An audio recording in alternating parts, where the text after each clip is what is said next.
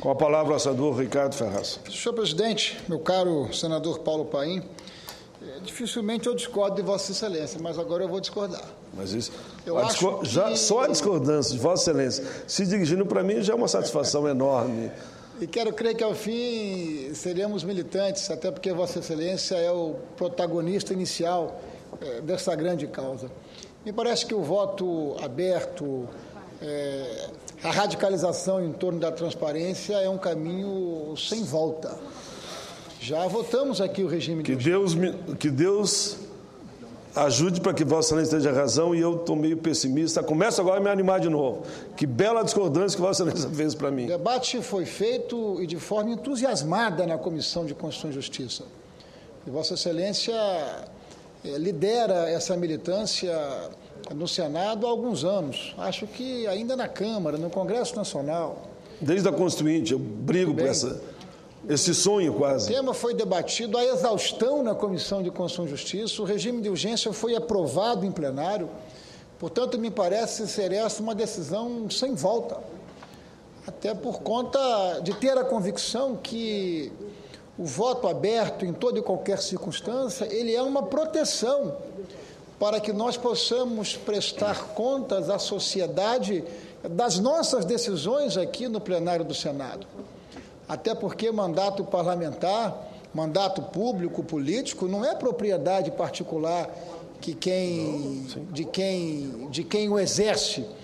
Portanto, a transparência no voto me parece um imperativo, me parece uma necessidade. O eleitor, sim, todos nós como cidadãos, precisamos do sigilo do nosso voto. Mas o representante popular que se elege nas ruas, que se elege pela vontade popular, esse deve sim prestar contas dos seus atos. Já tivemos aqui a oportunidade de discutir esse tema. E não tenho qualquer tipo de receio de voto em aberto. Há o comentário que, se votar em aberto a uma eventual autoridade que vá para o Supremo Tribunal Federal e você votar contra, amanhã você pode estar submetido a essa ou aquela perseguição. Para mim, isso não diz nada. Não diz nada. O voto em aberto é uma proteção para que a sociedade, a população, possa saber como se manifestou o seu representante. Portanto, eu estou ao lado de Vossa Excelência e sempre entusiasmado, e acho que o Senado não pode dar esse passo atrás. Será um retrocesso frente às importantes medidas que nós adotamos nos últimos dias. É verdade, presidente Paulo Paim, que nós precisamos fazer aqui o meia-culpa, que nós precisamos aqui fazer uso da humildade e de reconhecer que muitas das mudanças que nos últimos dias foram votadas se efetivaram em razão das movimentações populares. A Casa reagiu positivamente, mas essa reação não pode ser uma reação conjuntural, precisa ser uma reação estrutural. Precisamos continuar, acho eu, esse é o meu juízo de valor, perseverando nessa direção, não é? Para que a Casa se afirme junto à população brasileira, manifestando não apenas o desejo, mas a determinação de fazer as mudanças que são absolutamente necessárias no processo parlamentar, no processo de representação política. E eu quero crer que já na segunda-feira nós precisamos voltar ao tema. Um dia sim, o outro também. Água mole em pedra dura, tanto bate até que fura. E nós precisamos sim votar a proposta de Sua Excelência, que foi relatada e foi votada à unanimidade na Comissão de Constituição e Justiça, inclusive com o regime de urgência. Ricardo Ferraz, só uma frase, eu fiz uma pequena pesquisa, inúmeros países do mundo não têm mais voto secreto. Nos Estados Unidos, a Suprema Corte, os ministros da Suprema Corte são escolhidos no voto aberto.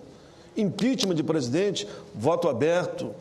Inclusive vetos, voto aberto. E cada um diz a sua posição e acabou. Claro, não posso votar aberto. Só cumprimentar a Vossa Excelência, que agora fiquei mais otimista a partir do seu discurso. Se votar contra um veto que venha da presidência, eu serei perseguido por isso ou por aquilo. Eu não posso ser perseguido pela população. As favas, essa coisa de que não vou contrariar presidente de plantão, o que eu não posso contrariar é a população brasileira, no meu caso específico, a população capixaba que me colocou aqui e que precisa ter, sim, controle social sobre a forma com que me manifesto e a forma com que exerço aqui este mandato de senador. Volto a frisar que não me pertence. Pertence à população capixaba e à população brasileira. Portanto, na segunda-feira, nós precisamos retomar a nossa militância aqui, porque isso não pode ser estratégia de discurso. Isso tem que ser prática política e nós estaremos juntos. E eu tenho certeza que a maioria dos senhores senadores e das senhoras senadoras estarão engajadas conosco, com Vossa Excelência, que é o autor dessa proposta que seguramente marcará um novo tempo no Senado da República. Cumprimento Vossa Excelência, pode ter certeza, em nome do povo brasileiro. A pesquisa mostra que 99% do povo é a favor da posição que Vossa Excelência tem. Muito obrigado, senhor presidente. Senhor presidente, a Câmara dos Deputados votou dia desses, decidiu de maneira majoritária por um caminho que me parece extremamente na contramão da conjuntura do nosso país. Decidiu a Câmara dos Deputados, por sua maioria, criar facilidades, portas e janelas para a criação de novos municípios no Brasil. A minha manifestação é uma manifestação para condenar esta iniciativa inadequada, insensata e fora de hora, senhor presidente. O IBGE, senhor presidente, relata, através de números, inclusive divulgados hoje no jornal A Gazeta de meu estado, que houve um aumento de aproximadamente 32% no número de servidores das prefeituras municipais entre 2005 e 2012. E essa é seguramente uma das causas, não a causa, mas uma das causas das dificuldades financeiras e até econômicas enfrentadas pelos nossos municípios. Nem as restrições ao gasto com pessoal previstas na Lei de Responsabilidade Fiscal impediram muito mais do que um mar, um oceano de contratações, senhor presidente. Foram mais de 1.500.000 funcionários contratados nesse período por esse conjunto de prefeituras municipais do nosso país. Imagina-se que em algumas prefeituras os limites de caixa foram mais duros do que a Lei de Responsabilidade. Em 2005, os servidores municipais correspondiam a 2,6% dos 183.400.000 habitantes do país. Em 2012, esse número saltou para 3,2%, estimado em 196 milhões de pessoas, a população.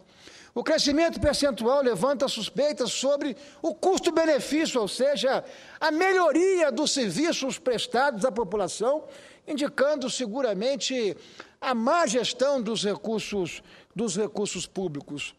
O IBGE também constata que os municípios com população entre 100 mil e 500 mil habitantes foram os que mais ampliaram os quadros de servidores. O crescimento médio atingiu a 47%, considerando trabalhadores envolvidos de forma direta ou indireta na administração pública. Esses dados, senhor presidente, senhoras e senhores senadores, eles sinalizam, deixam claro a necessidade do Senado Federal, e eu aqui manifesto o meu posicionamento contra esta matéria. Novos municípios significam, na prática, novos cargos de prefeitos, secretários, vereadores, servidores, fóruns municipais, dinheiro do sofrido contribuinte brasileiro para ser gasto em atividade meio, quando o que nós precisamos é trabalhar com austeridade, com economia, para que nós possamos ampliar a capacidade de investimento da máquina pública brasileira, não importa se em nível federal, em nível estadual ou em nível municipal. Ou seja, mais despesas, mais gordura, mais uma máquina pública que já peca no atendimento deficitário e deficiente ao conjunto das demandas da população brasileira. Temos hoje, senhor presidente, 5.578 cidades no Brasil. Mesmo estabelecendo condições, de certa forma, rigorosas para o desmembramento dos atuais municípios, estima-se que as novas regras aprovadas pelos senhores deputados federais poderão resultar na criação, imagine e pasmem, na criação de pelo menos mais 400 ou 500 municípios em nosso país. Qual é, de fato, a vantagem? Quais são, de fato, os benefícios para os moradores e para os contribuintes brasileiros? É preciso registrar que em cerca de 4 mil dos nossos municípios tem hoje menos de 20 mil habitantes e não tem arrecadação tributária suficiente para atender às necessidades mínimas da população. Ou seja, são municípios que foram criados e que dependem fundamentalmente de transferência de recursos ou do governo estadual ou mesmo do governo federal. Essa é uma situação que, obviamente, só tende a se agravar com a criação de novos municípios. Ora, senhor presidente, é preciso um mínimo de responsabilidade, de sensatez, de razoabilidade num momento como esse, sobretudo em que a população está dizendo ao setor público, está dizendo a todos nós que nós precisamos melhorar a eficiência, a eficácia, o alcance, a universalização do acesso aos serviços públicos. Portanto, me parece essa uma medida absolutamente equivocada que foi adotada porque, sinceramente, eu só vejo uma motivação e um sentido nisso. É o interesse político, ou melhor, é o interesse da política de baixa qualidade na manutenção de currais eleitorais para que esses políticos possam se perpetuar ou possam conduzir os seus mandatos com essas manobras. O que, infelizmente, nos parece é que os interesses políticos e eleitorais costumam falar mais alto do que os interesses da população, é o que estamos aqui condenando.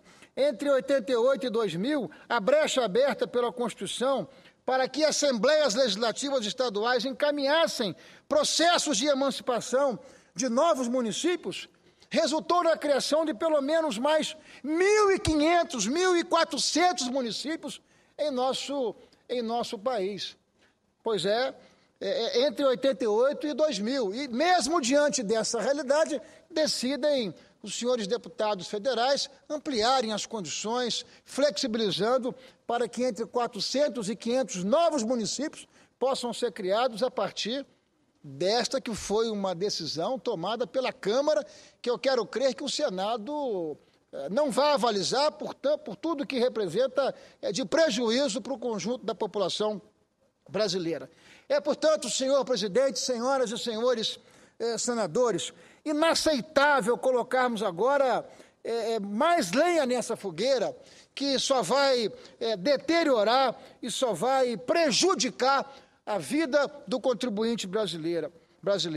Números recentes divulgados pela imprensa apontam, senhor presidente, mais de 984 mil servidores federais só para movimentar os nossos 39 ministérios. O custeio de todas essas pastas do Executivo ultrapassa a 600 bilhões de reais. Está muito caro, está muito pesado para o contribuinte brasileiro, para o trabalhador brasileiro sustentar uma atividade meio como essa, que vem sendo reprovada pela população brasileira, inclusive nas últimas manifestações. Por isso tudo, senhor presidente, eu quero já deixar aqui a minha manifestação. Se esta proposta tramitar por essa casa, terá a minha oposição e quero crer que eu não serei, como se diz, andorinha de voo sozinho. Nós teremos a companhia de um conjunto muito grande aqui de senadores, de modo a barrar esta iniciativa clientelista, eleitoreira, até porque é o Senado Federal, a Casa Revisora, mas não apenas a Casa Revisora. É o Senado Federal, a casa que deve preservar, tá certo? o interesse da Federação Brasileira. E esse tipo de iniciativa, com certeza, ele descaracteriza, ele enfraquece a possibilidade do poder público brasileiro continuar oferecendo resultados à população brasileira, e sejamos aqui muito sinceros, os resultados estão sendo muito questionados.